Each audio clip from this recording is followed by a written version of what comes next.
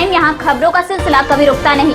मैं शिवानी शाह हाजिर हूँ आपके सामने आज की इस खबर के साथ। बिहार प्रदेश के जिला गोपालगंज ब्लॉक फुलवरिया के अंतर्गत ग्राम पंचायत पैकोली बदो के बीडीसी प्रत्याशी विजय प्रताप गुप्ता से हुई खास बातचीत में उन्होंने बताया कि ग्राम पंचायत वार्ड के लिए ब्लॉक से जितने भी कार्य आएंगे उस कार्य को अपने ग्राम पंचायत में विकास का काम करेंगे।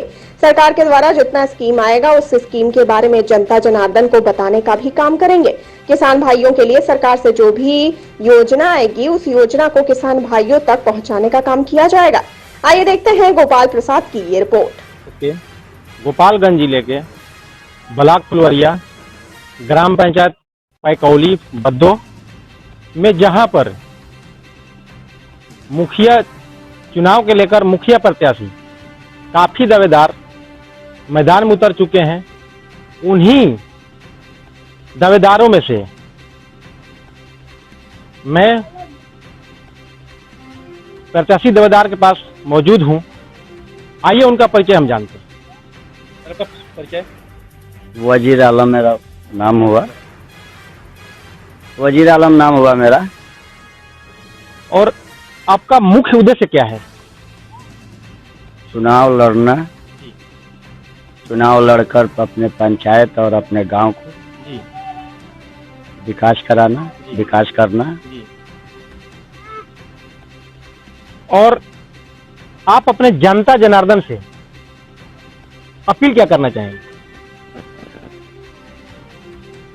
हम अपने जनता जनार्दन से हाथ जोड़कर विनती करेंगे, अपील करेंगे कि हमें वोट करें। हम उनके लिए हर काम के लिए जहां तक हो सकेगा हमसे मदद करेंगे। मेडिकल फील्ड से लेकर पंचायत के किसी भी प्रकार की हमारे जनता को जरूरत हमारी पड़ेगी, जब जब पड़ेगी, या रात हो या दिन हो, हर संभव हम उनका मदद करेंगे और करते आए हैं।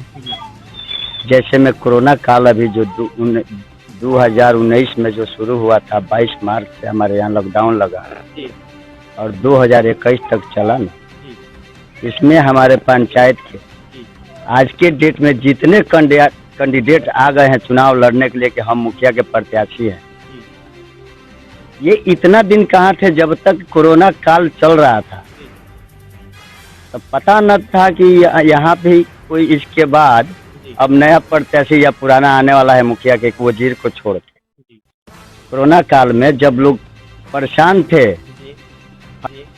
हॉस्पिटल के लिए, दवा के लिए, तरह तरह के अपना अपना हथकंडा अपनाते थे कि किसके पास हम जाए, कि हमें किसका दरवाजा खटखटाए कि हमें मदद मिलेगी। दूसरा विकल्प क्या है? तो चलिए वजीर जी के पास। सारे लोग आए वजीर जी के पास कि सर हमारा बच्चा गोपालगंज में भर्ती है, तो किसी का कहना था कि हमारा सिवान में भर्ती है, किसी का कहना था कि मीरगंज हम गए हुए हैं, वहाँ ऑक्सीजन नहीं है, आप क्या कह रहे हैं। हमने 24 घंटा अपने बाइक से कभी गोपालगंज, कभी सिवान, कभी मीरगंज दौड़ दौड़ कर ऑक्सीजन का व्यवस्था कराया। अपने गाड़ी पर बैठा के सिवान जिस हॉस्पिटल के ताला प्राइवेट डॉक्टरों का लॉक रहता था, वहाँ खबर करके कहीं ना कहीं से सेटिंग करके डॉक्टरों से उनको खुलवा कर और इलाज कराने का काम कराया। जैसे मैं आपको हम अपने यहाँ लिस्ट बना के रखे हैं कि कोरोना काल में किसका किसका इलाज करवाए हैं, सेम जनरल इलाज, किसका ऑक्सीजन जब नहीं मिल रहा था तो ऑक्सीजन का व्यवस्था कराए हैं। अगर आपको प्रूफ के साथ जरूरत पड़े तो हम देने के लिए तैयार हैं। हमारे गांव का जनता आज के डेट में हमारे साथ है और इस चीज को मान रही है कि वजीर जी ने जो काम किया कोरोना काल में वाकई सराहनीय है। आपसे और जानेंगे कि यदि जनता जनार्दन आपको जीत की ताज पहनाती है तो सबसे पहला ऐसा कौन सा कार्य है जो अपने ग्राम पंचायतों में विकास का काम कराएंगे? देखिए, अगर हमारे यहाँ की जनता हमें चुनाव जिताती है और ताज पहनाती है तो सबसे बड़ी बात है कि ये पंचायत एक मेरा परिवार हो गया और हमें अपने परिवार को कैसे देखना चाहिए। जब हमारे घर में हमारा परिवार में 10 सदस्य है, उसको जब हम हर संभव प्रयास करते हैं कि किसी प्रकार की कमी न आए हमारे घर में, तो जब पंचायत के मुखिया बन के जब हम ताज पहन लेंगे तो क्या पंचायत में हम किसी प्रकार की कमी होने देंगे जी। अगर हमारे यहाँ कोई विधवा है, उसका सबसे पहले उसका समय पर विधवा पेंशन लागू कराना। दूसरा, उसके पास अगर बच्चा है तो उसके बच्चा को हर संभव प्रयास करेंगे हम कि किसी तरह उसको शिक्षा मिले।